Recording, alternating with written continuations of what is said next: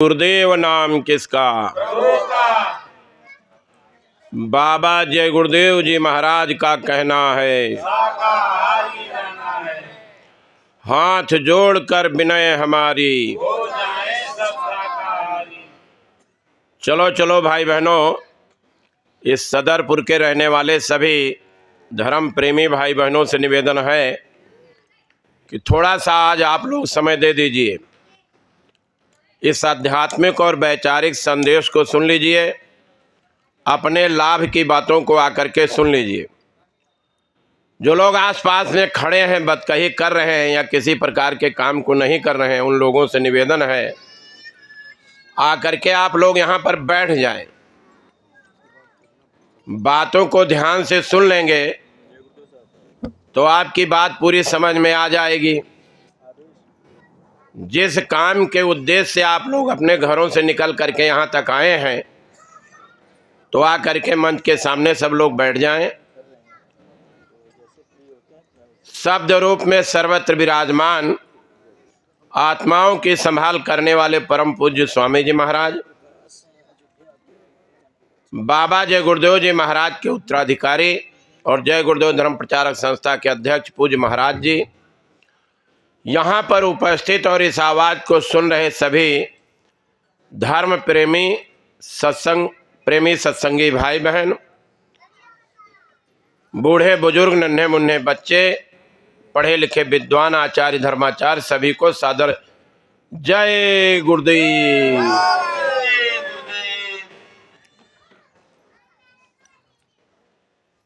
देखो, ये मनुष्य शरीर है और ये मनुष्य शरीर हमको आपको परमात्मा की प्राप्ति के लिए दिया गया है और इसी का संदेश लेकर के महापुरुष इस धरती पर आते हैं। क्योंकि जहां पर हम लोग बैठे हुए हैं, इसको मृत्युलोक कहा गया है। यह हमारा आपका स्थायी निवास नहीं है, सराय है। यहाँ चलते फिरते रहना है, हमेशा एक जगह पर कहीं रुकना नहीं है। इस सराय से एक न एक दिन हमको आपको जाना है और जाने से पहले परमात्मा भगवान ईश्वर खुदा मिलता है और इसी बात को याद दिलाने के लिए महापुरुष इस धराधाम पर आते हैं।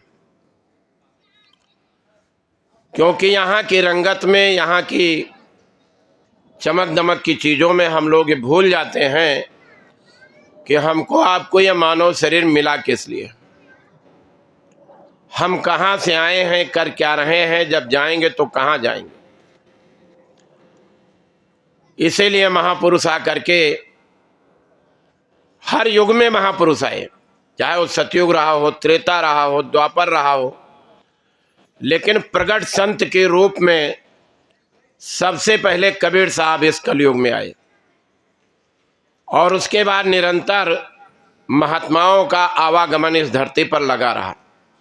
संत मही विचरत के हेतु और जड़ जीवन को कर सचेतु। हमको आपको सचेत और सजग करने के लिए महात्मा इस धरती पर आते हैं। माँ के गर्भ का वादा याद दिलाने के लिए आते हैं, यह बताने के लिए आते हैं कि यह मनुष्य शरीर मिला है। जैसे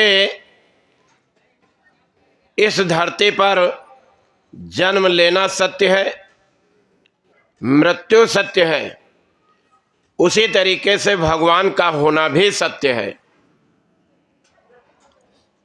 अब हम उसको प्राप्त कैसे करेंगे, हम उस तक पहुंचेंगे कैसे, इसी को महात्मा याद दिलाने के लिए, इसी को महात्मा बताने के लिए इस धरती पर आते हैं। मानव जीवन में बैठी हुई चेतन जीवात्माओं को सजग और सतर्क करने के लिए आते हैं।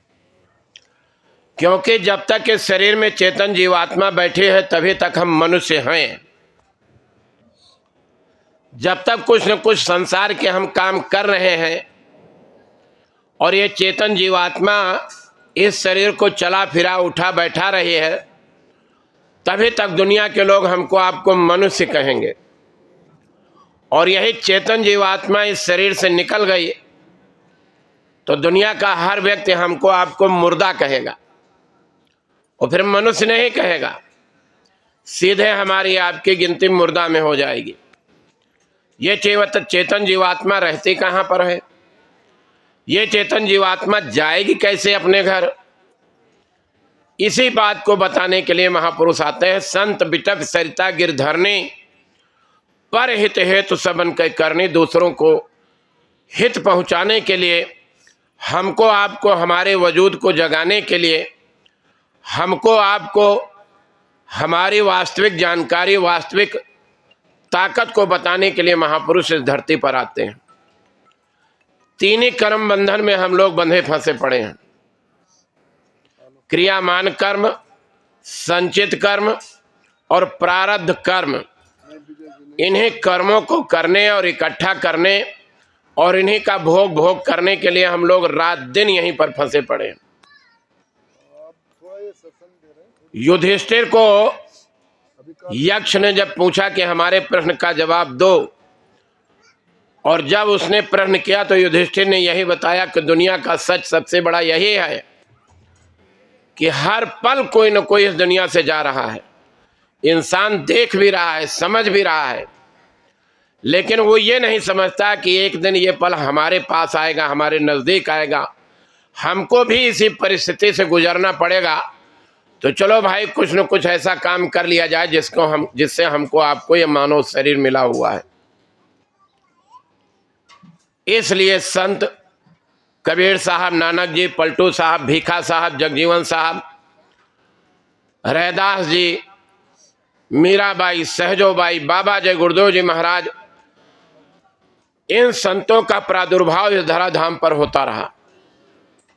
संत बोध जीवात्माएं आती रहीं, हमको आपको चेताते, जगाते और बताते रहें। हम आप लोग कितना उन बातों को माने और कितना आचरण और व्यवहार पर उतारे, हमारे आपके ऊपर है। लेकिन बाबा जय गुरुदेव जी महाराज ने इस बात को कहा कि जब तक एक भी जीवात्मा इस धरती पर रहेगी, तब तक संत महात्माओं का आवागमन निरंतर यहाँ पर बना रहेगा, उन आत्माओं को ले जाने के लिए। हम आप गाढ़े बंधन में यहाँ फंसे पड़े हैं। यहाँ से निकलेंगे कैसे? जितना हम लोग समझ रहे हैं आसान, उतना आसान है नहीं। यहाँ से निकलना कठिन है, लेकिन महात्मा उसको आकर के आसान से आसान रास्ता करके हमको आपको चिता और बता देते हैं और बताते हैं कि तुम ऐसे गाढ़े बंधन में फंसे हो। काल भगवान का इतना बड़ा पसारा बना हुआ है यहाँ पर कि जिस स्वर्ग और बैकुंठ की हम लोग कल्पना करते हैं, वो भी काल भगवान का एक घरौंदा है। उनका एक बनाया हुआ नियम और कानून है। अच्छे को अच्छा और बुरे को बुरा फल देने का उनका भी एक अपना डिपार्टमेंट है, और उसी में हमको आपको फंसा करके रखे हुए हैं।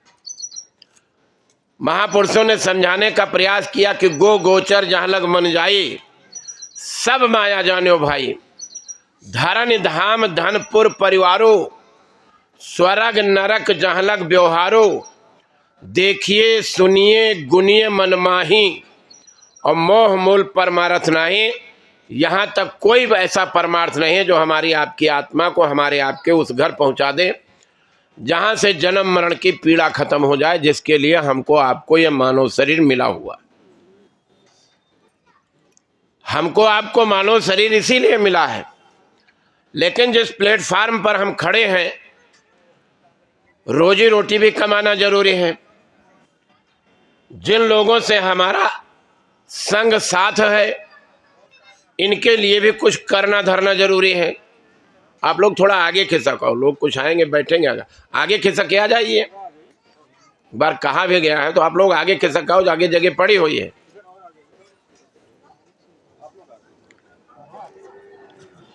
ये हमारे आपके एक दूसरे के कर्म कर्जे हैं। ये कर्म कर्जों का लेन देन का देश है, ये और कोई देश नहीं है। यहाँ हम आप एक दूसरे के कर्म कर्जों का लेन देन कर रहे हैं, और जब जिसका जितना साथ होगा उतना साथ हमको आपको निभाना पड़ेगा। इस संसार से हमारे आपके जाने का कोई भी कारण बन सकता है, क्योंकि काल का यहाँ एक विचित्र नियम बना हुआ है। और उस नियम में राजा और रंक दोनों बंधे पड़े हैं। 2-3 दिन पहले आप देख लीजिए, एक देश की सत्ता पर शासन करने वाला 50 साल का राजा, और मिनट नहीं लगा कि फौज पहुंच करके और वहां पर बम डाल करके पूरे परिवार को ही नेस्तनाबूद कर दिया। जहां सोने और चांदी की थालियों में खाना, जमीन पर कदम नहीं रखना, पूरी सेना हमारी आपकी सुरक्षा में लगी है। लेकिन काल का बुलावा जब आ गया तो महापुरुषों ने यही समझाने का प्रयास किया कि अगल बगल योद्धा खड़े सभी बजावें गाल। कोई किसी की मदद नहीं कर पाता है उस समय। और काल का एक सूत्री कार्यक्रम कि इनका समय पूरा हो गया, इनको लेकर के चलो। और यही चीज बाबा जय गुरुदेव जी महाराज 60 साल तक समझाते रहे, यही बात लोगों को बताते रहे कि अभी संभल जाओ, अभी समझ जाओ, आगे का समय बहुत ही दयनीय और बहुत ही खराब आ रहा है। लेकिन मस्त जिंदगी जीने का ढर्रा और तरीका सब बदल गया। खाओ पियो मस्त पड़े रहो, एसी कमरा, कूलर कमरा, पंखा कमरा, सब अपने अपने जैसे जिस तरीके का भोग सकते हो भोगो। लेकिन काल माया का देश है, यहाँ का एक नियम बड़ा कठिन है। जैसे बाज झपट खग मारा, नोच नोच कर करे आहारा। बाज को कभी आप देखो शिकार करते हुए और उसके मांस को खाते हुए, बड़ी निर्दयता और बड़ी जालिम तरीके से वो ये कर्म करता है। वहां पर उसके पास कोई हाथ पैर झटकने का काम करे तो उसके पास कोई दया नाम की कोई चीज नहीं है। जैसे सिंह मृगाधर खाई, जैसे सिंह मृग को मारता या कोई भी शिकार करता है, जिंदा रहते हुए उसके मांस को नोचता है। जैसे व्याध मारे तीरा, गिरे शिकार सहे बहु पीरा, उस काल के देश में हम लोग रह रहे हैं, जहां के लिए बहुत साफ बताया गया कि ऐसे मारे काल कसाई और सब जीवों को धर धर खाई। हम आप कोई भी नहीं बचेंगे, हमको भी जाना है, आपको भी जाना है। हमारे जाने का तरीका कुछ हो सकता, आपके जाने का तरीका कुछ हो सकता, क्योंकि काल का बनाया यह नियम है। हर जीव को ले जाने का उसका तरीका बड़ा विचित्र टाइप का है और उस विचित्र तरीके से उठा लेता है लोगों को। कभी हम आप जा रहे हैं रास्ते पर, कुछ नहीं हुआ तो साइकिल का ही एक्सीडेंट हो गया। पता चला कि जा रहे थे, ट्रक वाले ने किनारे से साइकिल में मार दिया, पता नहीं कैसे वो खिसक ट्रक के नीचे चले गए। एक सांस भी हम नहीं ले सकते हैं। ऐसे खोपड़ी से टायर निकल गया तो पता नहीं चला कहां चले गए। चले जा रहे हैं, 2 गाड़ियों का आपसी एक्सीडेंट हो गया। चले जा रहे हैं, कहीं बसों का एक्सीडेंट हो गया। चले जा रहे हैं, सबसे सुरक्षित माने जाने वाली ट्रेन जो अलहदा पटरी बिछी हुई है, कोई ट्रैफिक से लेना देना नहीं, जिस रास्ते से वो गुजरती है उस रास्ते के सारे रास्ते बंद कर दिए जाते हैं। लेकिन वो अगर आपस में लड़ गई, देखिए क्या विचित्र स्थिति पैदा हो जाती है। अभी कुछ दिन पहले कई बसें जल गई यहीं आपके जमुना एक्सप्रेस वे पर, जिसके किनारे आप लोग बैठे हुए हैं। कई बसें जल गई, 1-2 नहीं 7-8 बसें। पता ही नहीं चला कि कितने टाइम हम कहां पहुंच रहे हो, किसने किसको मार दिया और उसी में जिंदा दफन हो गए। ये काल का वो देश है। महात्मा क्या बताने आते हैं? महात्मा कहते हैं निकल चलो कलिग्राम से, इस कष्ट भरी जिंदगी में जहां रह रहे हो, कर्म कर्जों का भुगतान करके यहां से निकल चलो। और अगर निकलने का प्रयास तुमने नहीं किया तो जन्मत मरत दुसे दुख हुई, इस जन्म मरण की पीड़ा में तुम ऐसे ही नहीं बंधनों में बंधे फंसे रहोगे और यहाँ कष्ट और तकलीफ के अलावा कुछ है नहीं। इसीलिए बाबा जय गुरुदेव जी महाराज जैसे महात्मा जब धरती पर आए, उन्होंने गांव गली मोहल्ला पुरवा नगरा नगरी घूम घाम करके जीवों को जगाया, चेताया, उठाया। तुम अपने फायदे की बात को सुन लो, अपने लाभ की बात को सुन लो। संत सहाय दुख पर हित लागी, पर दुख है तो असंत अभागी। दूसरों को दुख को देख करके संत हृदय नवनीत समाना, कहा कबिन पर कहे न जाना। निज प्रताप द्रवहि नवनीता, पर दुख द्रवहि संत सुपनीता। कहते हैं मक्खन को जब पिघलाओ तो अपने ही गर्मी से पिघलने लगता है, अपने ही कर्म से। लेकिन महात्मा दूसरों के कर्म, दूसरों की परिस्थिति, दूसरों की परेशानी देख करके तकलीफ में आ जाते हैं कि जीव के साथ उनका शरीर से संबंध नहीं होता है, उनका सीधे जीवात्मा और आत्मा से संबंध होता है कि इस पिंजड़े और शरीर में बंद आत्मा कितना कष्ट उठा रही है। लेकिन हमारे आपके द्वारा किए गए कर्म सब चलने वाले उस कैमरे में नोट होते रहते हैं, जो काल भगवान ने हमारे आपके पैदा होने से पहले हमारे आपके ऊपर लगा दिया। हर कर्म करने की स्वतंत्रता दे दी, कहा जाओ कोई भी कर्म करो, इस कैमरे को चलाने वाला बोलेगा नहीं। यहाँ तो शादी ब्याह में कैमरे वाला बोलता है जरा गर्दन टेढ़ी है, सर सीधा कर लो, रोनी शकल क्यों बनाए हो, जरा मुस्कुराओ, मुस्कुराने में फोटो अच्छी आएगी। वो न कहेगा मुस्कुराओ, न कहेगा रो, वो सीधे वीडियो बनाता रहेगा और यही धर्मराज की अदालत में रख दी जाएगी। लेखपाल बैठा लेखनी अपनी चला रहा है, हमारे आपके कर्मों को लिख रहा है। यहाँ हमारा आपका किसी का संग साथ नहीं है। प्लेटफार्म पर खड़े मुसाफिरों की तरह सब अपने अपने बैग पकड़े खड़े हैं, कब किसकी ट्रेन आ रही है उसको देख रहे हैं। ट्रेन आते ही वही मुसाफिर उसमें बैठते हैं जो उस ट्रेन से जाने वाले होते हैं। उसी तरीके से हमारा आपका जीवन, हम प्लेटफार्म की तरह खड़े हैं। महात्मा यही समझाते हैं, कभी छोड़ तू जाएगा, कभी छोड़े जाएंगे। इस नाशवान दुनिया का आधार रहेगा कितने दिन, इस तन में तड़पती सांसों का यह तार रहेगा कितने दिन। धनमाल कमाया भी तुमने, परिवार बनाया भी तुमने, खाली हाथ हो जाओगे, अधिकार रहेगा कितने दिन। कितने दिन तक ये सांसारिक अधिकार तुम्हारा यहाँ पर रहेगा, किसके ऊपर तुम्हारा अधिकार चलेगा। जिस बेटा बेटी को पैदा करते हो, बड़े हो गए, वालिद हो गए, उनके ऊपर ही तुम्हारा अधिकार नहीं चलेगा। अब वो जमाना भूल जाइए जब बेटे अपने माँ बाप की परवरिश और सेवा करते थे। ये तो संत महात्मा अगर ना हो तो ये जो थोड़े बहुत संस्कार बचे हैं, ये भी संस्कार खत्म हो जाएंगे और सब कुछ जानवरों वाली पद्धति के अनुसार होने लगेगा। जैसे हम लोगों ने इस पथ और मार्ग को छोड़ दिया कि अपनी आत्मा को जगा करके उस पराकाष्ठा पर पहुंचाना है जहां से लौट करके किसी जन्म मरण की पीड़ा में ना आना पड़े, उसी तरीके से अच्छे संस्कारों की बुनियाद ही खत्म हो गई। ये दायित्व और ये कर्तव्य हम लोग भूल बैठे हैं कि अपने माँ बाप की सेवा करनी है। बुढ़ापे में इनको 2 वक्त की रोटी और पानी हमको देना है, ये सब खत्म हो गया। क्योंकि धर्म, संस्कृति, सेवा, भक्ति हुए प्रेम से खाली, माता पिता श्रेष्ठजनों को लड़के देवें गाली। आज हम वहाँ पर खड़े हुए हैं। संस्कार नाम की चीज़ सब खत्म हो गई। आपस में मिलजुल करके रहने की सब परिपाटी खत्म हो गई और धीरे धीरे धीरे धीरे आदमी उस पथ और मार्ग की तरफ बढ़ता चला गया जिस पथ और मार्ग पर कोई किसी को पूछता नहीं है, कोई किसी को पूछता नहीं।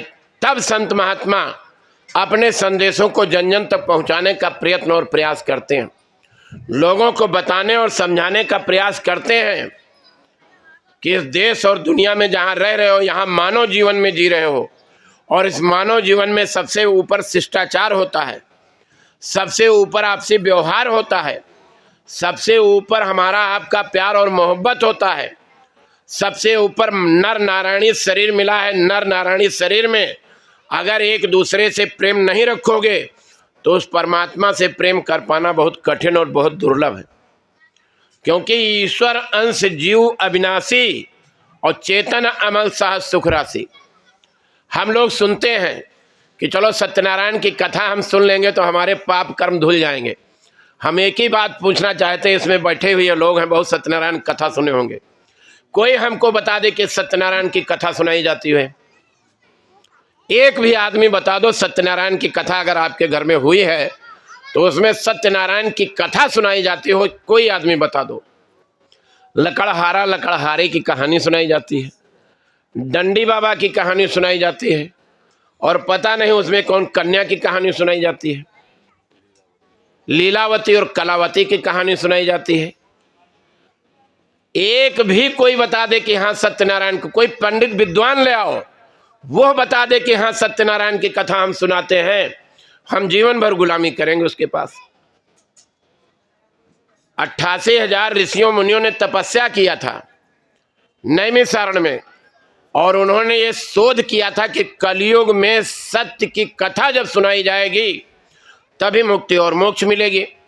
तो कहा भाई कोई यंत्र तो है नहीं, ना मोबाइल का ज़माना है, ना टेलीफोन का ज़माना है, ना अखबार रेडियो का ज़माना, ये लोगों तक पहुँचेगा कैसे? तो नारद भगवान को पकड़ लिया। कहा ये नारद तो सब जगह जाते आते रहते हैं, इन्हीं को ये बात बता दी जाए। कहले क्या बात बतानी है? कहा है लोगों तक ये संदेश पहुँचाना है कि सत्य की कथा जब सुनोगे तभी तुम्हारे अंदर वैराग्य पैदा होगा, त्याग पैदा होगा, तभी तुमको मुक्ति और मोक्ष मिलेगा। तो उनकी एक आदत थी, जहां प्रकट होते थे, जहां खड़े होते थे, नारायण नारायण नारायण नारायण करते रहते थे। अब उन्होंने सबको बता दिया कि सत्यनारायण की कथा सुननी है, इसी से तुमको सब। अब वो सत्यनारायण कथा क्या है आज तक किसी को नहीं पता चला। तो इन बातों को हमको आपको समझना। हम भागवत सुनते हैं, भागवत में एक छोटी सी कहानी पर राजा परीक्षित को वैराग्य पैदा हुआ था। पूरे भागवत सुन लेने के बाद भी उनके अंदर वैराग्य नहीं पैदा हुआ, और सुखदेव जी महाराज सुनाते रहे। जब पूरी भागवत सुना डाले, वैराग्य नहीं पैदा हुआ, तब उन्होंने एक व्याध की कथा सुनाई, और छोटी सी कहानी के बाद उनके अंदर वैराग्य पैदा हुआ, सब चीजों का परित्याग कर दिया। और व्याध की कथा उन्होंने यही सुनाई कि एक राजा भटक गए जंगल में, शिकार करते करते अंधेरा हो गया। अब भटकते भटकते धीरे धीरे धीरे धीरे जंगल में घूम ही रहे थे कि उनको एक चिराग जलता हुआ नजर आया। उस चिराग की रोशनी को पकड़ करके वहीं पहुंच गए। झोपड़ी बनी हुई थी, आसपास जानवरों के पंजर पड़े हुए थे, बदबू आ रही थी, लेकिन झोपड़ी से आने वाली रोशनी को उन्होंने सोचा यहाँ कोई इंसान जरूर रहता है।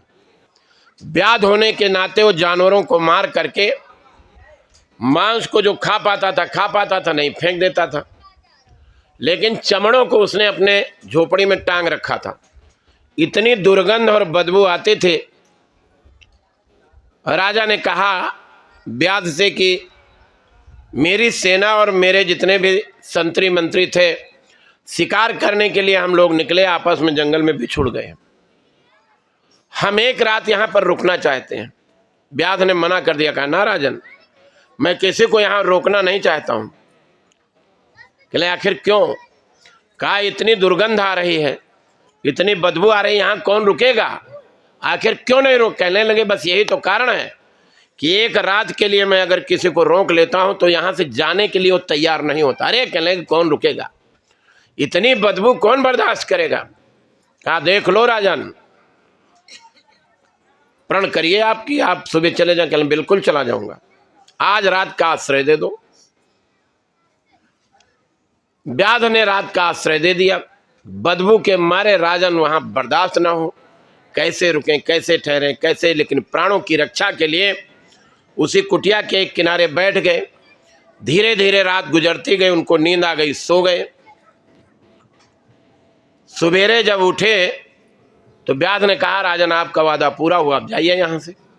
तो राजा ने धीरे से मना कर दिया कि नहीं, मैं सोच रहा हूँ कुछ दिन और रह लो यहाँ, क्योंकि उस कुटिया में रहते रहते रात को बदबू सूंघते सूंघते उस बदबू की आदत पड़ गई।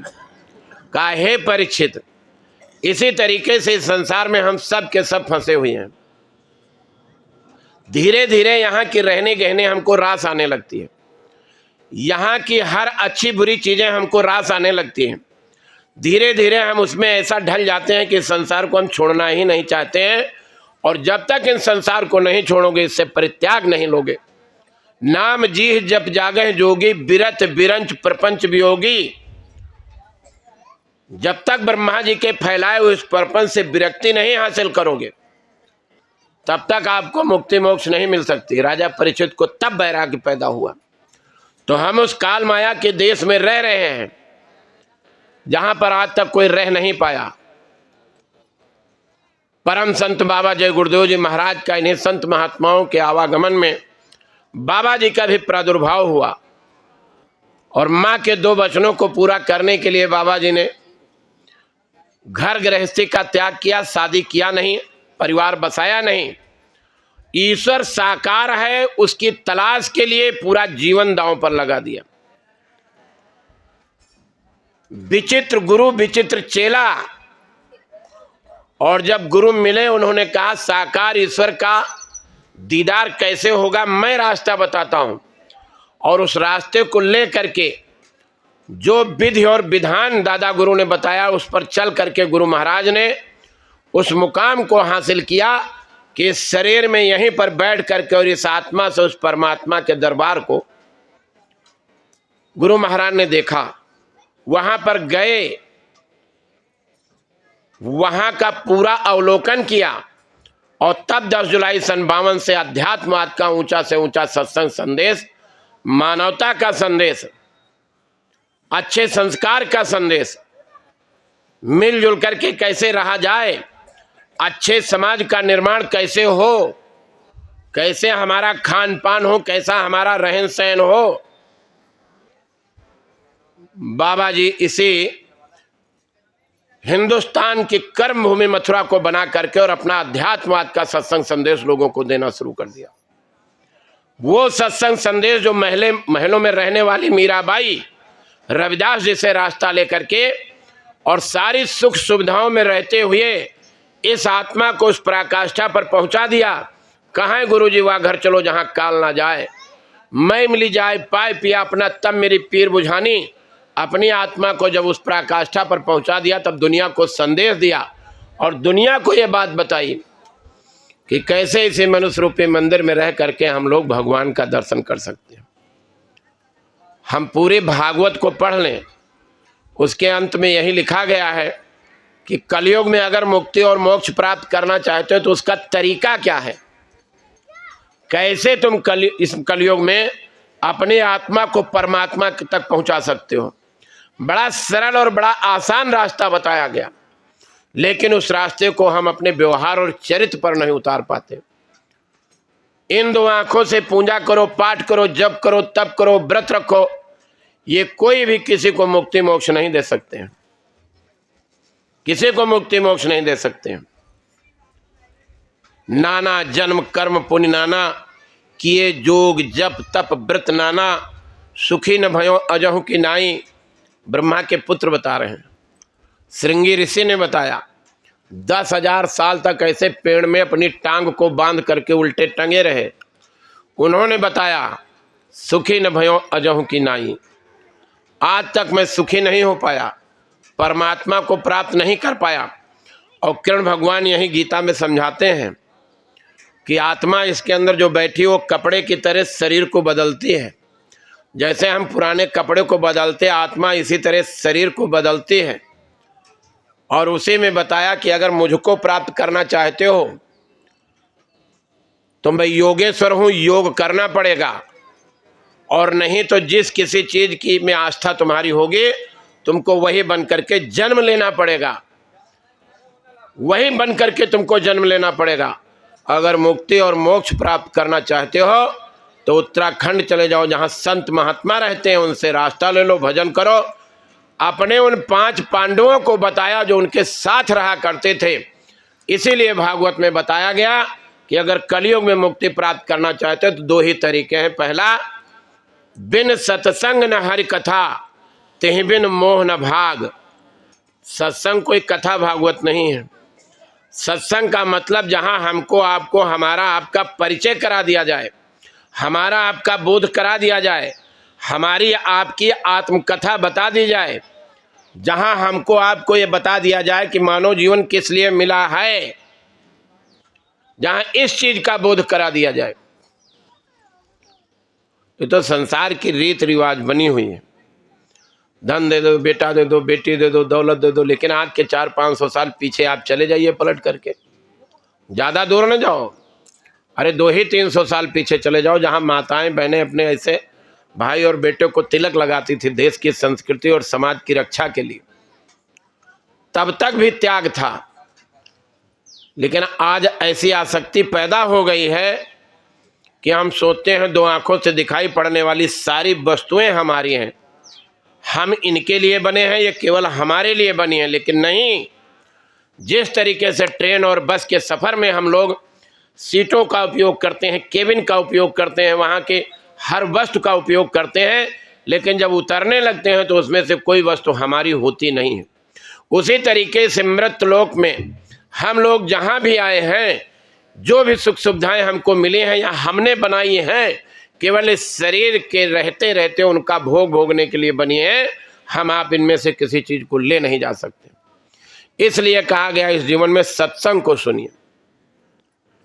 सत्संग का मतलब है जहां आपको आपका परिचय करा दिया जाए।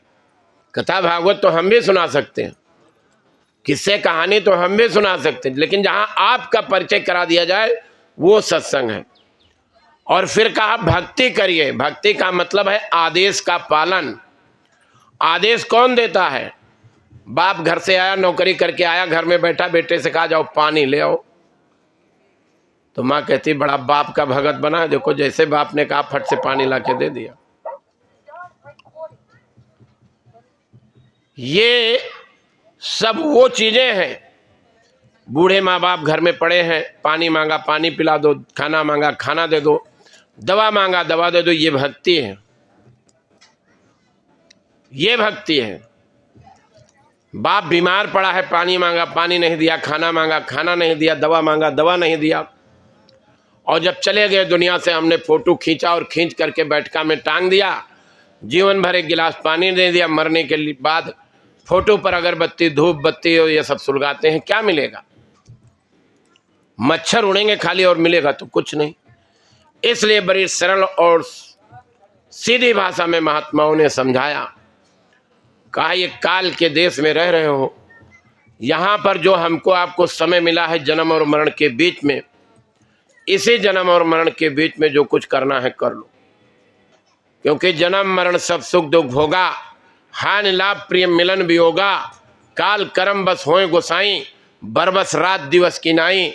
जैसे हमारे आपके जीवन में रात दिन का होना निश्चित है, उसी तरीके से इस धरती पर जन्म लेना और मरना निश्चित है। इसको कोई नहीं मिटा सकता, चाहे जितनी पावर आ जाए, चाहे जितना चमत्कारी पुरुष आ जाए। किरण भगवान तो बड़े चमत्कारी अवतारी शक्ति थे। कुबड़ा के पैर लगाया, कुबड़ा ठीक हो गया। जब पैदा होने को हुआ तो हथकड़ी बेड़ी सब खुल गए, कहते हैं सब फाटक खुल गए और कहाँ नंदगांव चले गए। लेकिन वो किरण भगवान भी इसको नहीं खत्म कर पाए। जाने लगे, बहेलिये ने मार दिया बाण, बड़े जोर से चिल्लाए। बहेलिये ने सोचा हमने तो इंसान को मार दिया। जब दौड़ करके गए, देखा ये तो किरण भगवान तड़प रहे हैं। कहा प्रभु हमने बहुत बड़ी गलती कर दी। कहा गलती तुमने नहीं किया, ये तो त्रेता युग में हमने तुमको पेड़ से छुप के मारा था, वही इस द्वापर में तुमने पेड़ से छुप करके मार दिया। कहा मैं समझा नहीं। कहा मैं 14 कला का राम था उस समय, और तुम बाली थे, वरदान था तुमको, जो सामने आएगा आधी ताकत चली जाएगी। छुप करके हमने मारा था, छुप करके तुमने मारा, अदला बदला खत्म हो गया। राम भी इस विधान को नहीं खत्म कर पाए। कोई भी ताकत इस विधान को खत्म नहीं कर सकती है। बस ये है कि जो हमको आपको समय मिलता है जन्म और मरण के बीच में, हम दुनियावी कामों को करते हैं। हर दुनिया के छोटे से बड़े काम को जब करते हैं तो उस काम की हम लोग तैयारी करते हैं। केवल एक ही काम की हम अपने जीवन में तैयारी नहीं करते हैं, और वो है कि जब दादा दादी चले गए, माँ बाप चले गए, भाई बहन चले गए, बहुतों के बेटा बेटी चले गए, एक दिन हमको भी जाना है, तो जाने से पहले चलो तैयारी कर ली जाए। निकल चले कल ग्राम से। हम लोग कभी ये नहीं करते। कभी हम लोगों की इस चीज की चिंता नहीं रहती है। दुनिया की भाग दौड़ में रहते हैं, दुनिया के पूजा पाठ धर्म कर्म नाना प्रकार के करते हैं। लेकिन महात्माओं ने क्या कहा? सब कर फल हरि भगत सुहाई, सो बिन संत न काहू पाए। बिना संतों के रास्ता और मार्ग मिलने वाला नहीं, चाहे जितने जतन कर डालो, चाहे जितना कुछ कर डालो, लेकिन बिना संतों के मार्ग मिलना। संत जो अंत तक का भेद बताएं, जो शब्द भेदी महापुरुष हो, ऐसे नहीं मनमानी तरीके की भक्ति हो। इसलिए सत्संग जगह जगह रख करके लोगों को समझाया, लोगों को बताया लोगों को प्रेरित किया जाता है कि बहुत गई थोड़ी रही ये भी जाने वाली। ये सांसों का खजाना है। जैसे बच्चा जमीन पर आकर के गिरता है, जात धर्म मजहब कुछ लेकर के नहीं आता है, लेकिन जो सांसों की पूंजी का खजाना लेकर के आता है, पहली बार लेकर के जैसे छोड़ता है खत्म होनी शुरू हो जाती है। हम लोग बहुत जगह जाते हैं, बहुत जगह सुनने के लिए जाते हैं, बहुत तो उल्टी आवाज आने लगी भाई, उसका मुंह उधर करो। हाँ, बहुत जगह हम लोग सुनने के लिए जाते हैं, खूब कथा भागवत सुनते हैं, खूब रामायण गीता को सुनते हैं, लेकिन उसमें से अपने आचरण और व्यवहार में उतारते कितना है। अगर कोई बच्चा स्कूल पढ़ने जाता है, टीचर के द्वारा पढ़ाई गई विद्या को ना पढ़े और घर में आकर के होमवर्क ना करे, तो किसी भी कीमत पर वो एक क्लास से दूसरी क्लास में नहीं जा सकता है। उसी तरीके से संत महात्मा हमको आपको अध्यात्मवाद की शिक्षा देने के लिए आते हैं, हमको आपको पढ़ाने और बताने के लिए आते हैं, और हमको आपको होमवर्क देते हैं कि मनुष्य रूपी मंदिर में बैठ करके अपनी आत्मा से उस परमात्मा का भजन करो, अपने घर चलने की तैयारी करो, दुनियावी कामों को करने के साथ साथ इस काम को भी करते चलो, और नहीं तो ना जाने कब यम परवाना आ जाए तुम्हें लिवाने को। अहे सिपहिया पिया खबरों न पहियो गिरे हैं नयन से पानी भजन बिना। हम कथा किसी की भी सुनते रहें, हम हरिश्चंद्र की कथा पढ़ लें या सुन लें, हम हरिश्चंद्र नहीं बन सकते हैं, लेकिन अगर उससे प्रेरणा लेना चाहें तो हम प्रेरणा ले सकते हैं कि देखिए धर्म की रक्षा के लिए कितना बड़ा एक राजा ने परित्याग कर दिया, सिंहासन को त्याग दिया, पति पत्नी बनारस की गलियों में बिक गए गुरदक्षिणा देने के लिए, लेकिन अपना धर्म का परित्याग नहीं किया। ये भारत की वो भूमि रही है जहां सुदामा जैसी हस्ती रही है। कृष्ण से दोस्ती होते हुए भी जो एक परंपरा अपनी बनी थी, संस्कृति बनी है कि राजा से खाली हाथ नहीं बैठना चाहिए, बिटिया के घर खाली हाथ नहीं जाना चाहिए, कभी भी अपने गुरु से या महात्माओं से खाली हाथ नहीं मिलना चाहिए। उस परंपरा का निर्वाह करते हुए सुदामा के घर 3-3 दिन तक भोजन नहीं बनता था। कहते हैं मां का अक्षय पात्र कभी बच्चे के लिए नहीं खाली होता है। बच्चा अगर भूखा है तो मां अपने सामने का भोजन उठा करके अपने बच्चे को परोस देगी, लेकिन वो भी घर था कि 3-3 दिन तक घर में निवाले नहीं निकलते थे। लेकिन धर्म की रक्षा के लिए, इस परंपरा के निर्वाह के लिए सुदामा अपने मित्र से 3 दिन तक भूखे रहने के बाद भी नहीं मिले, जब तक उनको मुट्ठी भर चावल नहीं मिल गया। और यही ले जा करके अपने कृष्ण से उन्होंने मुलाकात की। सबकर फल हरि भगत सुहाई सो बिन संत न कहू पाई। जो कुछ भी हम काम करते हैं, जो कुछ भी हम पूजा पाठ करते हैं, हमारे पूजा पाठ का पुण्य उदय होता है कि हमको संत मिल जाते हैं, समर्थ संत मिल जाते हैं, शब्द भेदी महात्मा मिल जाते हैं। और जब वो मिल करके रास्ता हमको देते हैं कि चलो ये रास्ता ले लो, इस रास्ते पर बैठ करके अपनी आत्मा से उस परमात्मा के लिए कुछ मेहनत करो, कुछ खोज करो। और जब हम आप बैठ करके कुछ मेहनत करेंगे, किस तरीके की मेहनत? जैसे दुनियावी चीजों को पाने के लिए हम लोग मेहनत करते हैं, जैसे दुनिया की वस्तु को पाने के लिए हम लोग मेहनत करते हैं, जैसे हमारी आपकी आसक्ति दुनिया की वस्तुओं को पाने में होती है, जब इस तरीके की आसक्ति उस परमात्मा की तरफ होगा तभी हमको आपको परमात्मा मिलेगा। और नहीं दुठो अगरबत्ती सुलगा करके हम सोचे भगवान मिल जाएगा, दुठो अगरबत्ती से भगवान नहीं मिलता है। मीराबाई महलों में बैठ करके रोती थी, और जब उनके यहाँ से अच्छे बुरे कर्मों का पर्दा खत्म हुआ, 60 साल तक बाबा जी ढिढोरा पीटते रहे कि जहाँ माताएं बहनें टुकली बिंदिया लगाते हैं, पुरुष लोग तिलक लगाते हैं, यहीं पर जीवात्मा बैठी है। और इसी ढिंढोरों को पीट करके गुरु महाराज ने लोगों को बताया कि थोड़ा सा मेहनत करके इन 2 आंखों से तुमको ऊपर यहाँ तक चलना है। गौतम बुद्ध नगर में रहने वाले लोगों, ये माया नगरी है, ना यहाँ किसी चीज की कमी है, नौकरी ढूंढने और नौकरी मिल जाएगी, बिजनेस व्यापार ढूंढने और बिजनेस व्यापार मिल जाएगा।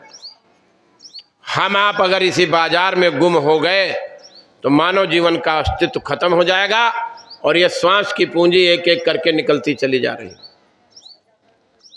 हम सोचते हैं बुढ़ापे में भगवान का भजन करेंगे। जितने लोग ये सोचते हैं वो बड़ी गलतफहमी में है। समय बहुत खराब आ रहा है जिसकी हम कल्पना नहीं कर सकते हैं। गुरु महाराज ने कहा, बच्चे 6-6 महीने के गर्भ ऐसे जमीन पर गिर जाएंगे, तुम समझते क्या हो? इतनी भयंकर गर्मी पड़ेगी। सन 1945 हिरोशिमा और नागासाकी, और ये चल रहा है 2025 25 है ये 25। रुको तो भाई, भाग क्यों रहे हो इतना जल्दी? हम भी जानते हैं 26 है। 25 और 45 55 साल जोड़िए कितने साल होते हैं। इतने साल पहले वहां परमाणु बम गिराया गया था और जहां आज भी विकलांग लोग पैदा होते हैं,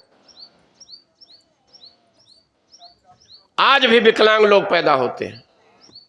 वो परिस्थिति घटने जा रही है, वो प्रयास होने जा रहा है। सबकी त्योरियां चढ़ी हुई हैं। धन पा करके कोई भी गंभीर बनता है, कोई गंभीर बनता है जो खानदानी होता है। धन पा करके हमने पगलाते हुए बहुत लोगों को देखा हुआ है। जो परमाणु बम, एटम बम, जो ये शक्तियां इकट्ठा कर ली हैं, ये बर्दाश्त से ऊपर चला गया। हमने कहा कि हम 21वीं सदी में जा रहे हैं, हम पढ़ लिख जाएंगे। पढ़े लिखे लोगों का मतलब क्या था? विद्या ददात विनयम, हम भी पढ़ते थे तब पढ़ाया जाता था। विनम्रता आती है, प्यार और मोहब्बत आता है। धर्म कर्म करने का मतलब क्या है? हमारे अंदर अवगुण दूर होंगे, हमारे अंदर सतगुण आएंगे। कहां से आएंगे? हमने कभी सोचा इस विषय में? ये जीवन खत्म होता चला जा रहा है।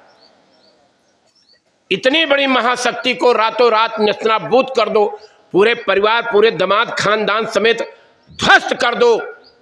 जहां जलना गुनाह है, दफन किया जाएगा तुम्हें, वहां एटम बम से उड़ा दो, लाश का मिलना मुश्किल हो। ये सुख सुविधाएं कितनी सेकंड की हैं। इसलिए महात्मा कहते हैं कि बैठ करके अपनी आत्मा से उस परमात्मा कुछ काम कर लो। अपनी आत्मा के लिए कुछ काम कर लो, अपने लिए कुछ काम कर लो। ये मानव जीवन है। इस मानव जीवन में आत्मा बैठी हुई है। जब तक आत्मा है तभी तक इस शरीर की कीमत है। परमात्मा हमारे आपके अंदर बैठा हुआ है और कहीं नहीं बैठा हुआ है।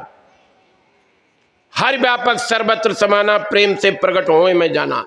देश काल दिस विदसौ माही, कहूं सो कहां जहां प्रभु नाही। लेकिन कब? जब हम भरोसा और विश्वास करेंगे। प्रहलाद की तरह बाप अगर पूछ ले, इस खंभे में तेरा इष्ट है? कहते हाँ है। जब इतना त्याग और भरोसा होगा तब वो निकलेगा खंभे के अंदर। और हम ही को त्याग और भरोसा नहीं है। हम ही आरती लेकर के बैठे हैं, बिटिया हो गई, दुठौरी बेटवा नहीं हुआ है।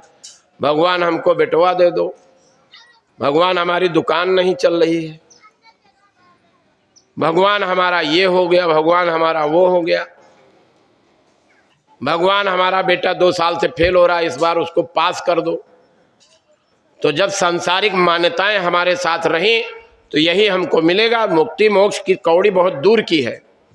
इसलिए संत महात्मा आते हैं हमको आपको ये जगाने के लिए, बताने के लिए कि समय इतना खराब है जिस समय को आप समझ नहीं सकते हो। दरवाजे पर खड़ी मौत हो, अगर मौत दरवाजे पर खड़ी हो और हमसे आपसे कहा जाए कुछ दुनियावी चीज ले लो, तो हमारी आपकी मूर्खता है कि हम दुनियावी चीज की तरह भागें। कभी छोड़ हम जाएंगे, कभी छोड़ तुम जाओगे। इस नासवान दुनिया का आधार रहेगा कितने दिन? इस तन में तड़पती श्वासों का यह तार रहेगा कितने दिन? धनमाल कमाया भी तुमने, परिवार बनाया भी तुमने, खाली हाथों जाओगे, अधिकार रहेगा कितने दिन? कितने दिन तक अधिकार रहेगा? हम सोचें हम बुढ़ापे में भगवान का भजन करेंगे, अब बुढ़ापा तो हॉस्पिटलों में बीतता है, जीवन भर कमाओ और जब वृद्धावस्था आए तो सीधे हॉस्पिटल में चले जाओ, वहीं लाइन लगा करके खड़ा रहो, बुढ़ापा वहां बीतता है। छोटी सी बीमारी हो गई, शुगर हो गया, तो जिंदगी भर दूर नहीं, बड़े बड़े डॉक्टर पड़े हैं दुनिया में, दूर नहीं कर सकते इस बीमारी को।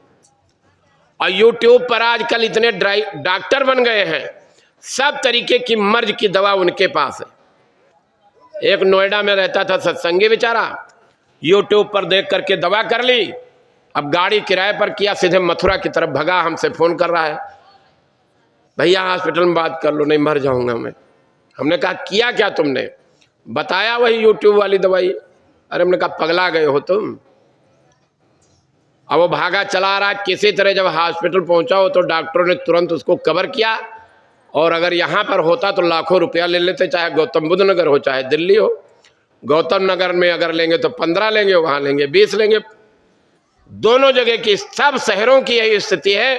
धन अर्जित करने में हम लोग इतना फंस चुके हैं कि विद्या और भाषा सब कुछ भूल चुके हैं, देवी देवता सब कुछ भूल चुके हैं। हम उन तमाम सारे शिष्टाचार और संस्कृति को भूल चुके हैं जो हमारे माँ बाप हमको सिखाया और पढ़ाया करते थे, वो सब हम भूल चुके हैं। लेकिन देखिए परिस्थितियां धीरे धीरे, बाबा जी ने कहा बच्चा आगे का समय बड़ा खराब आएगा। ये गुरु महाराज की भविष्यवाणी है कि बच्चा चंडी देवता है, मसाल लेके निकली है, पूरे विश्व का भ्रमण करेगी, धन खत्म करेगी, फिर अन्न खत्म करेगी, फिर किसी के सिर पर बैठ जाएगी और चारों तरफ विश्व युद्ध शुरू हो जाएगा। चारों तरफ ऐसी कोहराम मच जाएगा। आसनसोल कलकत्ता में गुरु महाराज ने कहा कि अरे बच्चा अभी क्या देखते हो, अन्न देवता की कदर करना सीखो, नहीं तो आगे वक्त वो आने जा रहा है कि अन्न का दाना नहीं मिलेगा, टैक्स अभी भी और लगेगा, धर्म जल्दी से लो, अब धार जमाना बदलेगा। यही नहीं कहा बाबा जी ने, कहा तुम्हारे घर के सामने बनी हुई नाली, ये 73 की भविष्यवाणी है।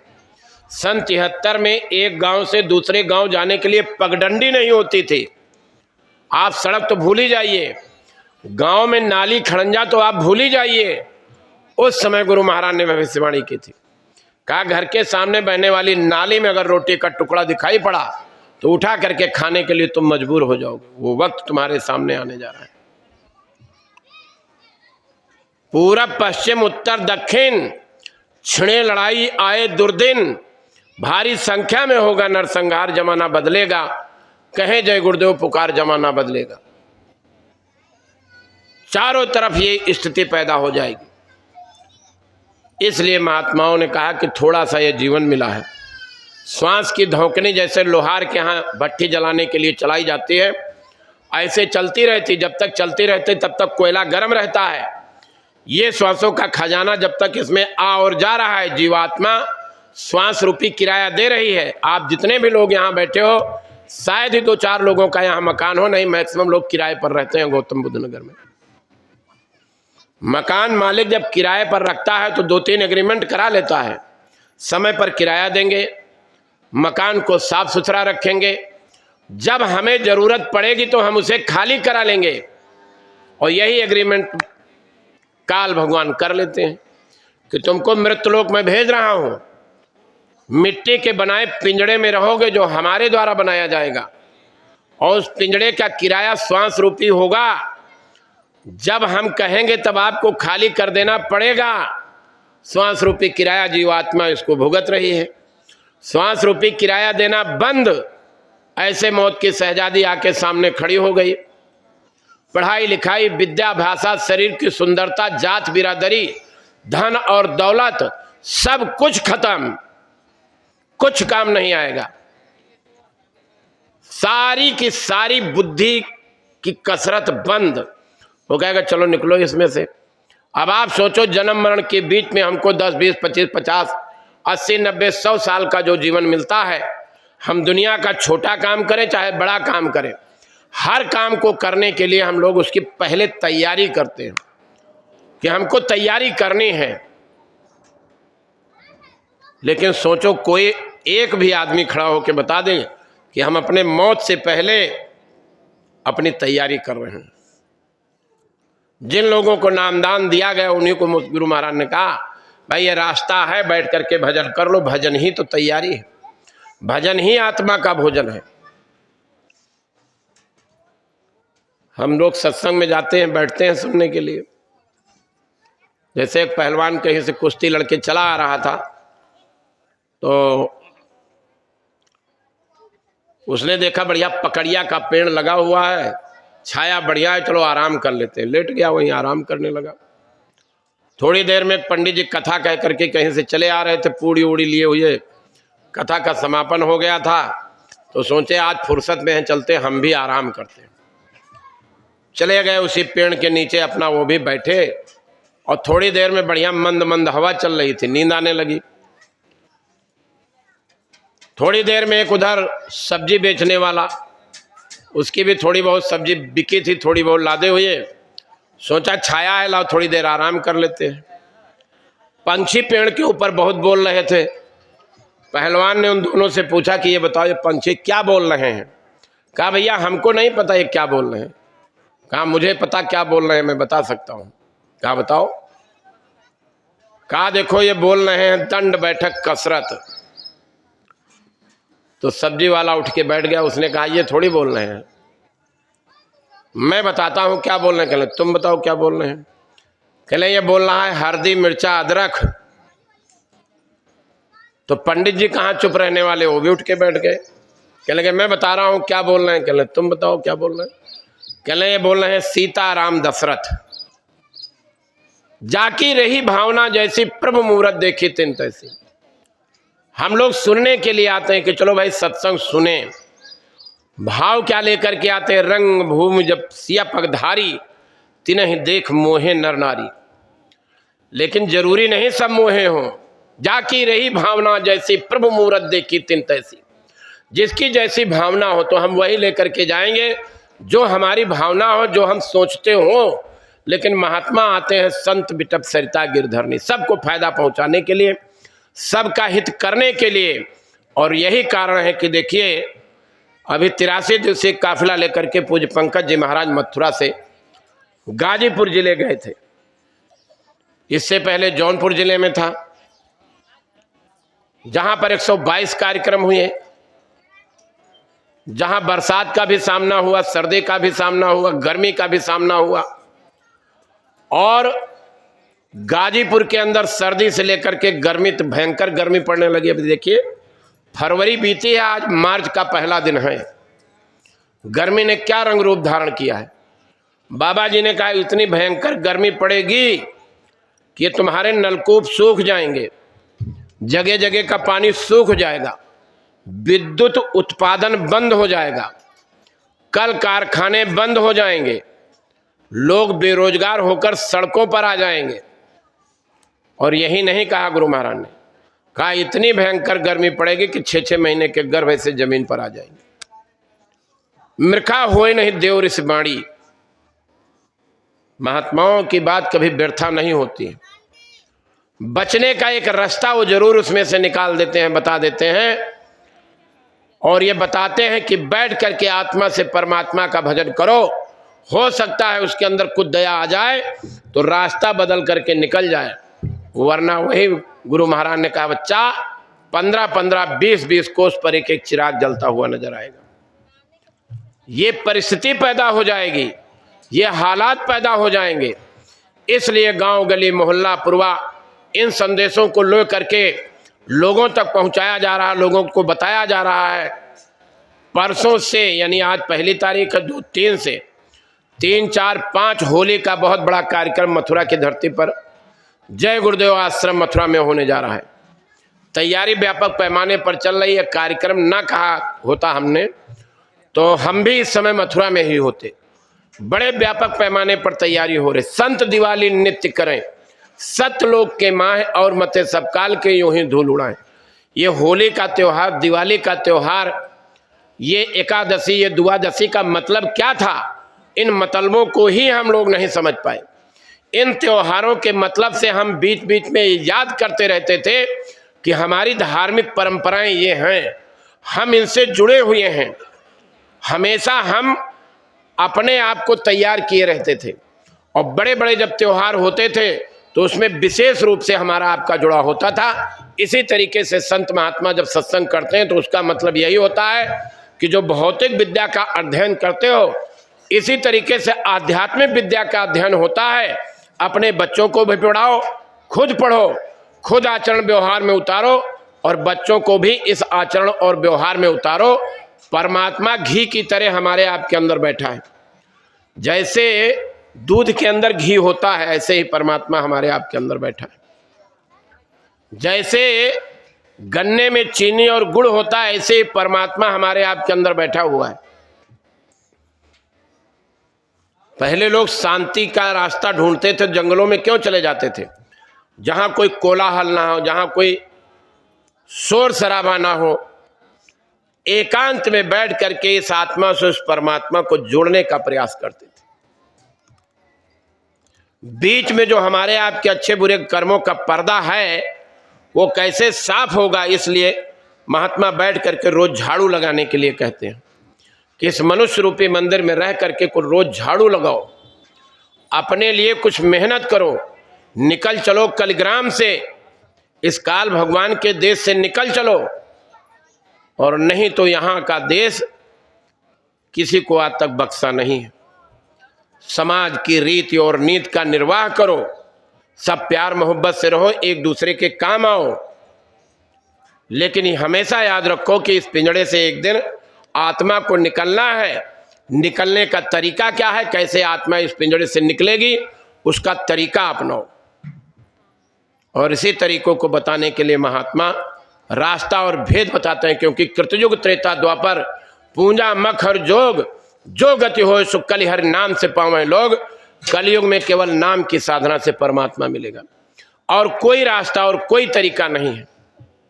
कृतयुग त्रेता द्वापर पूंजा मख हर जोग। पूंजा क्या है? कोई तिलक लगाना, पाठ पढ़ना, ये पूंजा नहीं है। पूंजा का मतलब जब हम मंदिरों में जाते हैं तो अपने मन को अपने अंदर की तरफ पलट करके और उस मूर्ति का ध्यान करें, वहां बैठ करके उसके स्वरूप को निहारें। तीर्थ स्थानों का मतलब ये था कि वहां जाएं तो अपनी बुराइयों का परित्याग करने का संकल्प लें और फिर बैठ करके अपनी आत्मा से परमात्मा का भजन करें। यही इसीलिए हमको आपको ये मानव शरीर मिला था। ये वो मानव शरीर है जिसको पाने के लिए लिखा, बड़े भाग्य मानुष तन पावा, सुर दुर्लभ सदग्रंथ है गावा। ये वेद शास्त्र, ये रामायण गीता भागवत सब कहते हैं कि देवी देवता जितनी भी महाशक्तियां हैं सब चाहते हैं कि मानव शरीर मिल जाए। क्योंकि तजौ न तन निज इच्छा मरना, तन बिन भजन वेद नहीं बरना। इस मनुष्य शरीर के अलावा भगवान का भजन किसी में हो नहीं सकता है। किसी मानव और शरीर में हम रह करके भगवान का भजन नहीं कर सकते। दो ही तरीके की भक्ति करो, आदेश का पालन जो हो उसका अनुसरण करो और फिर बैठ करके सत्संग को सुनो। ज़्यादा से ज़्यादा अपना समय इसमें लगाने का प्रयास करो। और नहीं, खराब समय तो अभी कुछ थोड़ी आया, बहुत आने जा रहा है। नाना प्रकार की बीमारियां गुरु महाराज की, यही आपके राजस्थान जोधपुर रामलीला ग्राउंड बोलते हुए गुरु महाराज ने कहा तुमने बीमारी अभी देखी थोड़ी है। ऐसी बीमारी आने जा रही है जहां पर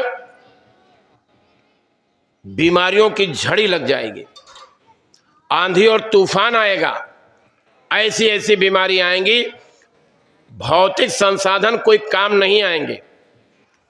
तुम चिल्लाओगे, कलकत्ता दिल्ली बंबई भगोगे, वहां कोई डॉक्टर नहीं मिलेगा जो तुमको दवा दे सके।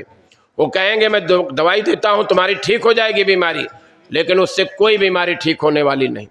ऐसी ऐसी भयंकर बीमारियां आके दरवाजे पर दस्तक दे देंगी। इसलिए महात्माओं ने कहा सात्विक आहार करो, शुद्ध शाकाहारी रहो, किसी पशु पक्षी के मांस का आहार मत करो, किसी नशीली वस्तु का सेवन मत करो, वरना नाना प्रकार के विकार पैदा हो जाएंगे शरीर में। तमाम नाना प्रकार के बिजनेस व्यापार इस तरीके के चल गए। कहीं बच्चे कुछ खा रहे हैं बाजार से ला करके, इनमें नाना प्रकार की बीमारियां। अभी एक लड़की तुम्हारे गाजियाबाद में खत्म हो गई। अब वो क्या खाती थी? यही बाजार का सामान खाती रहती थी। फूड पॉइजन हो गया, आंत ही उसकी सड़ गई पूरी। डॉक्टर के यहाँ जब तक जाए और पता करें और डॉक्टर ने टेस्ट किया तब तक पता चला 9 2 11। तो इन खान पानों से भी हमारे अंदर विकार पैदा हो गए। धीरे धीरे हमारी आपकी परिस्थितियां बदलती चली गई। बाजारू खान पान पर बच्चों को ला करके हमने आपने निर्भर कर दिया कि भाई चलो जाओ ये ले आओ, जाओ वो ले आओ। महात्मा इन्हीं चीज़ों से बचने का संदेश देते हैं और हमारे आपके जीवन में ज़्यादा से ज़्यादा इस चीज़ का प्रयास करते हैं कि भाई इस मानव जीवन में शुद्ध शाकाहारी रहो, किसी नशीली वस्तु का सेवन ना करो। अभी आप एक मकान बनवाओ और कह दो भाई हम शाकाहारी आदमी को किराए पर रखेंगे, जल्दी आपको किराएदार नहीं मिलेगा। बहुत सी शादियां ऐसी होती हैं कि पहले तो कसम खा लेंगे कि नहीं नहीं हमारे यहाँ सब शाकाहारी हैं, और उसके बाद जब घर में आएंगे तो पता चलेगा कि भैया इनको बिना खाए रह ही नहीं सकते। इतना भाव बिगड़ गया,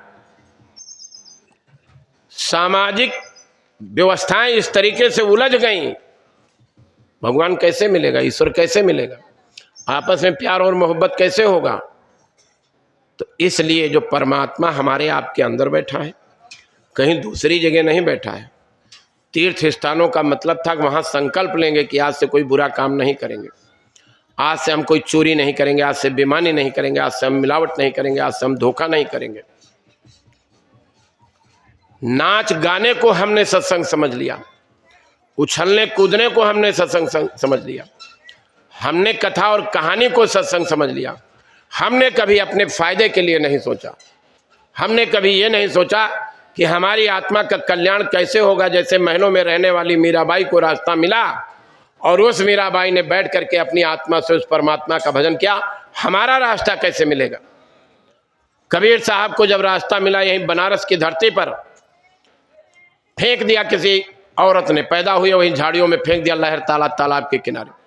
रोती हुई आवाज़ को मुसलमान पति पत्नी ने सुना और उठा करके अपने घर ले गए, पाल पोस करके बड़ा किया और वहीं ले जा करके उनको जब बड़े हो गए तो कपड़ा बुनने का काम सिखा दिया। एक दिन देखा कि पति पत्नी उठ रहे हैं, बैठ रहे हैं, लेट रहे हैं, ऊपर देख रहे हैं, नीचे पूछा क्या कर रहे हैं, कहले नमाज अदा कर रहा हूँ। कहीं इससे क्या होगा, कहा खुदा की इबादत कर रहा हूँ, हमको इससे भगवान मिलेगा, ईश्वर मिलेगा, अल्लाह ताला के दर्शन होंगे। कबीर साहब ने पूछा हमको भी हो सकते, कहले बिल्कुल हो सकते हैं। भगे कबीर साहब ने गुरु बनाया और गुरु बना करके रास्ता लिया। जब बैठ के भगवान का भजन किया तो उन्होंने दुनिया को संदेश दे दिया कि या घट भीतर मंदिर मस्जिद याही में गुरु हमारा, और या घट भीतर 7 समंदर कोई मीठा कोई खारा, और या घट भीतर राम में देखा जब तीसर नैन उघारा।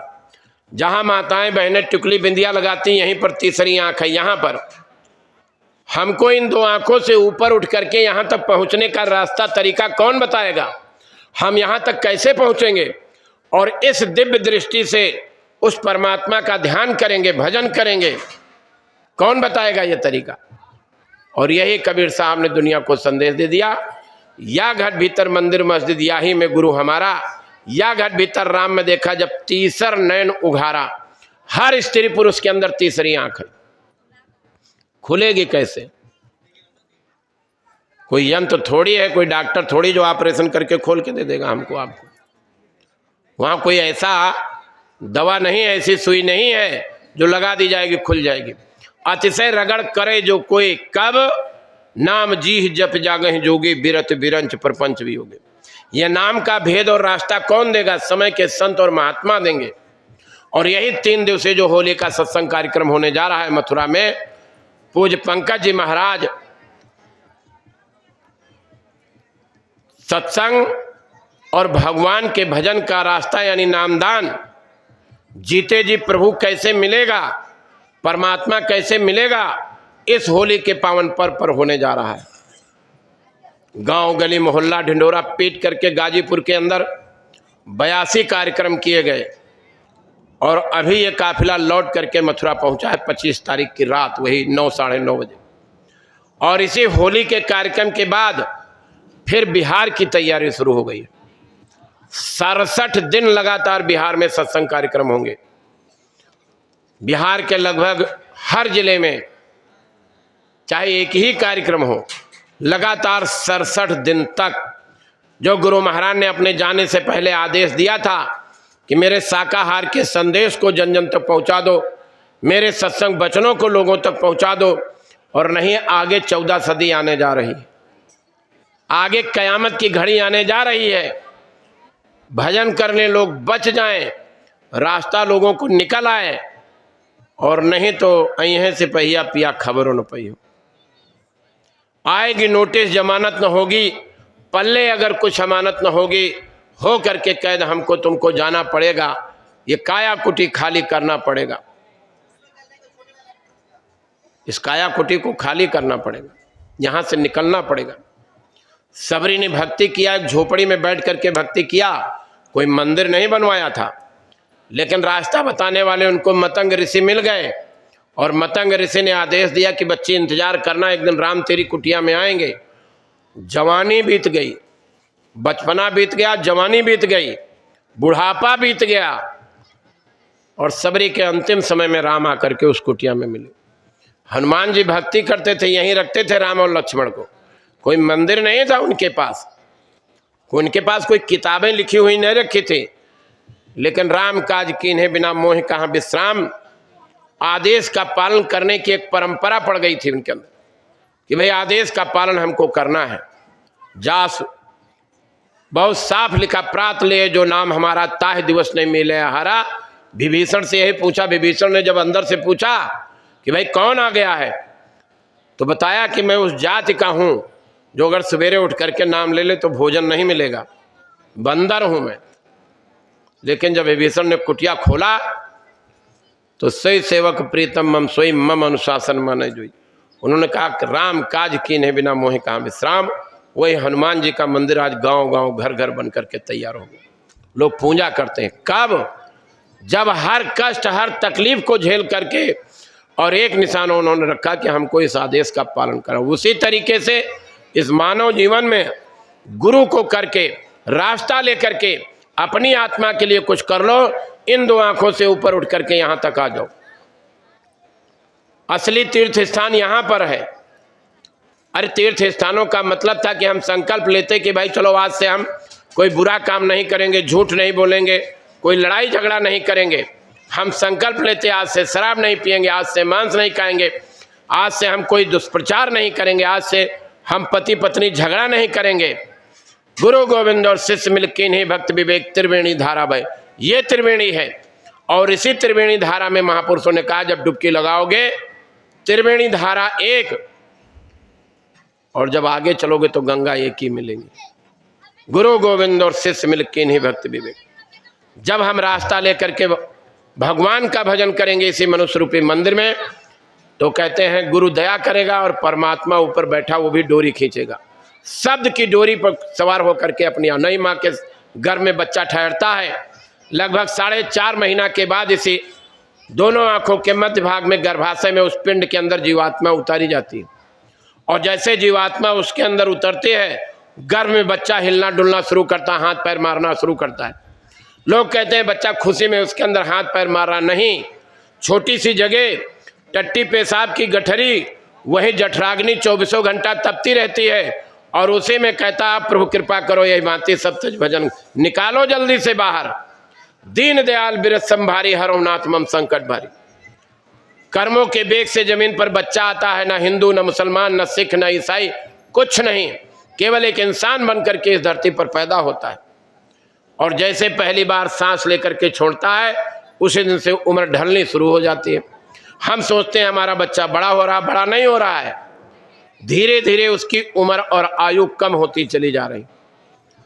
इसीलिए महात्माओं ने कहा 5 वर्ष की अवस्था के बाद बच्चों को सिमरन ध्यान भजन करने का पूरा अधिकार है। स्त्री और पुरुष को बराबर अधिकार है। यहाँ हम कहाँ फंसे हुए हैं?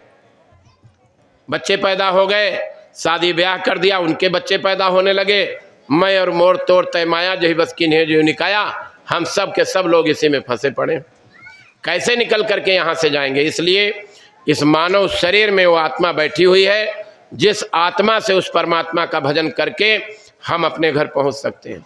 शब्द की डोरी पकड़ करके जीवात्मा आई है, और शब्द की ही डोरी पकड़ करके जीवात्मा इस मृत लोक से अपने घर को जाएगी। तो आज ये कार्यक्रम उसी उपलक्ष्य में रखा गया। चलो भाई 2 4 5 10 लोग होली के इस पावन पर्व पर पहुंचेंगे। वहां पर आप सब लोग मिलजुल करके देखिए, मुनिराम प्रजापति यहाँ के अध्यक्ष, जिम्मेदारी उनको सौंपी गई है। उन्हीं के संरक्षण में यहाँ पर पूरा जिला चलाया जा रहा है। महाराज जी ने हमको आदेश दिया कि सारी संगत को एकजुट करके, एक मुश्त करके सब लोग अपना अपना साप्ताहिक सत्संग शुरू करें।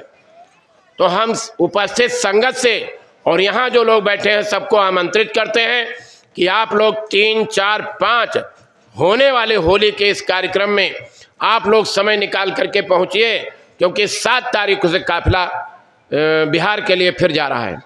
7 तारीख को निकलेगा और लगातार ये काफिला चलेगा 12 मई तक।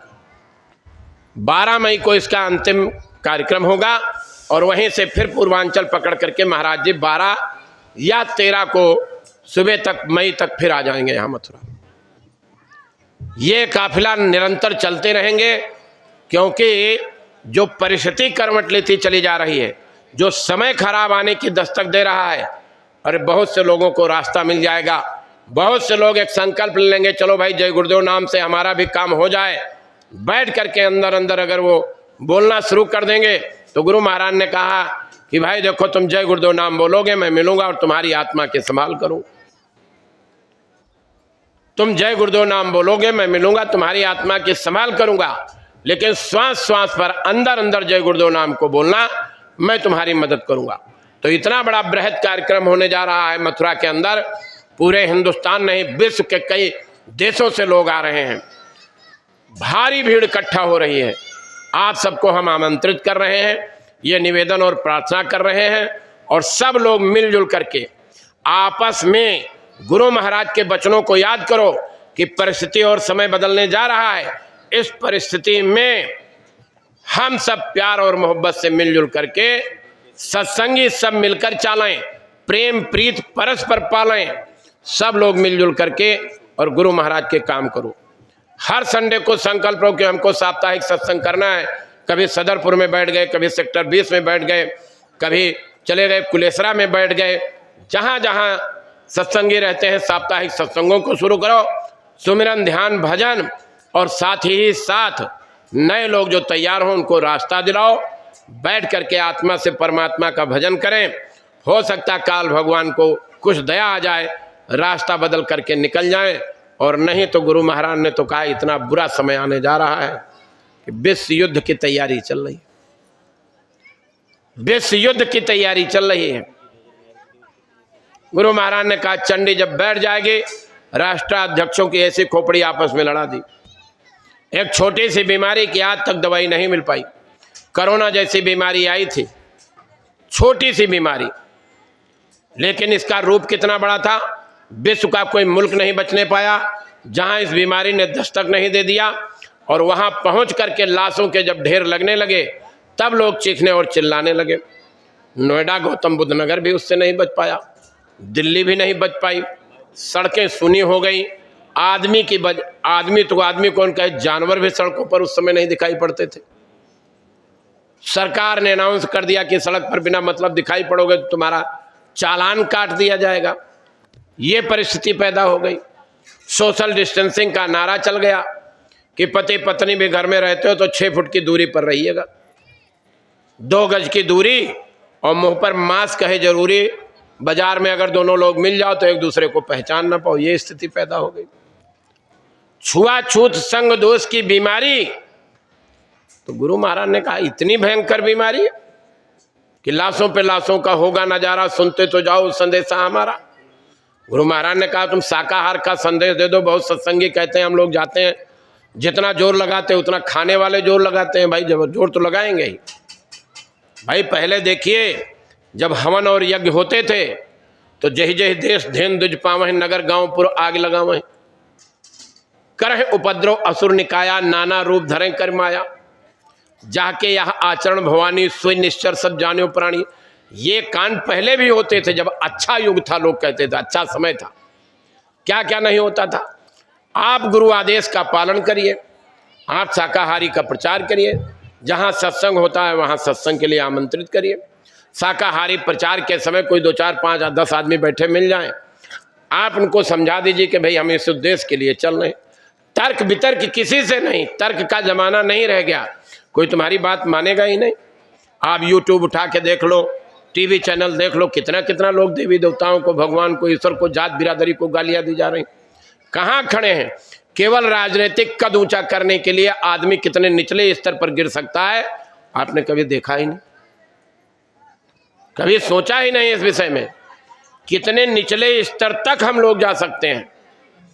ये वही मानव है जहां मानव मानव में प्रेम था, धर्म था, एक दूसरे के काम आते थे, मानवता को सर्वश्रेष्ठ माना जाता था। आज समाज में कहते हैं, एक पुरानी कहावत है, आने वाले की कद काठी, रुआब और रुतबा और कपड़ा और लत्ता देखा जाता है, उसका पहनावा, उसका रंग रूप देखा जाता है, लेकिन जाने वाले का स्वभाव और उसके गुण देखे जाते हैं, जाने वाले का आचरण देखा जाता है। आज हम वहां पर बैठे हुए, तो दिल्ली हो, कलकत्ता हो, मद्रास हो, बंबई हो, चाहे जितना धन कमा लो, लेकिन उस धन का सही सदुपयोग हो, हम लोग मिलजुल करके इस काम को सही तरीके से करें। और नहीं तो भाई ऐसी परिस्थिति करवट ले लेगी जहां गुरु महाराज ने कहा, वहां अदालत में जब फैसला होगा तो वहां कोई सुनवाई नहीं होती, कोई गवाह नहीं जाता है, बुरे कर्मों के बदले नरक में भेज दिया जाएगा। नरक का जब समय, पहले नरक दिया जाता है, वहां का समय पूरा हुआ तो हमारे अच्छे कर्मों के बदले स्वर्ग भेज दिया जाएगा। और नरक और स्वर्ग का जब समय पूरा होगा तो लिखा है, यह तन कर फल बिसेन भाई, स्वर्ग अंत काल दुखदाई, लौट करके इसे मृतलोक में हमको आपको फिर आना पड़ेगा। जरूरी नहीं कि यही मनुष्य शरीर मिल जाए, जरूरी नहीं कि हमको आपको ये मानव जीवन मिल जाए, किसी और योनि में भी जा सकते हैं और इस मनुष्य शरीर को पाए हो। यह हमारा आपका परम सौभाग्य है। और सबसे बड़ा परम सौभाग्य है कि बाबा जय गुरुदेव जी महाराज से नामदान मिल गया, पूज्य महाराज जी से रास्ता मिल गया। जिन लोगों को नहीं मिला उनके लिए एक अवसर है, एक समय और वक्त है। इसलिए आप सभी लोगों से प्रार्थना और निवेदन है कि आप सब लोग मिलजुल करके देखिए, होली के इस कार्यक्रम में 3 तारीख से शुरू होगा, आज ही हम भी निकल रहे हैं। तो आप लोग कोशिश करो कि कल पर समय मिल जाए, परसों समय मिल जाए, आप लोग मथुरा की इस पावन भूमि पर पहुंचो जहां कृष्ण भगवान जन्म लिए थे, जहां कृष्ण भगवान जैसी हस्ती पैदा हुई थी। धर्म की स्थापना के लिए क्या कुछ नहीं उनको अपने जीवन में करना पड़ा, लेकिन लोगों ने उनको भी नचनिया बना दिया। व्यास गद्दी पर बैठ करके कृष्ण भगवान को नचनिया बना दिया, खुद नाचते हैं, पब्लिक को नचाते हैं। महिलाएं बैठती हैं घर में ढोलक लेकर के, तो गाना गाते हैं कि श्याम चूड़ी बेचने आया। बताओ, उनका काम चूड़ी बेचने का था। शंकर भगवान को गंजेड़ी और भंगेड़ी बना दिया। देखिए, सनातन धर्म की इतनी बड़ी खिल्ली उड़ा रहे हैं वही लोग जो सनातन धर्म का प्रचार करें। कोई देवी देवता गंजेड़ी और भंगेड़ी नहीं था। ये सब 33 करोड़ देवी देवता, 9 करोड़ दुर्गा, 10 करोड़ शंभु बैराट, ब्रह्मा विष्णु महेश सब दिखाई पड़ते हैं। इन आंखों से नहीं दिखाई पड़ेंगे। ये आंखें दुनिया को देखने के लिए दी गई। इन आंखों से आप दुनिया को देखिए, लेकिन कोई देवी देवता, कोई भगवान, कोई ईश्वर नहीं दिखाई पड़ेगा। अगर आप उनके देखना चाहते हो तो इन आंखों से ऊपर उठ करके यहाँ आना पड़ेगा। और यहाँ पहुँचने का तरीका और यहाँ से उसको देखने का तरीका, नाम रहा संतन आधीना, संत बिना कोई नाम न चीना।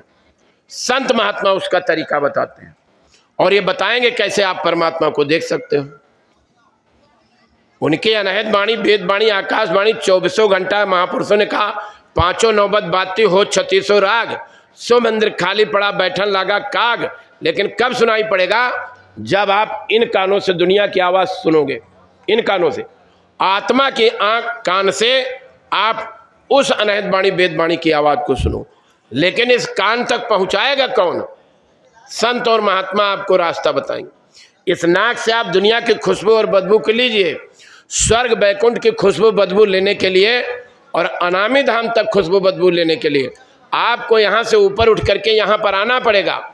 इस तीसरी आंख के अंदर एक आंख है, एक नाक है, एक कान है, और इसका पर्दा तब खुलेगा। महापुरुषों ने कहा, अतिशय रगड़ करे जो कोई अनल प्रगट चंदन से हुई, गुर धोबी से सिक्का पड़ा और साबुन सृजन हार, सूरज शिला पर धोइए निकसे रंग पार।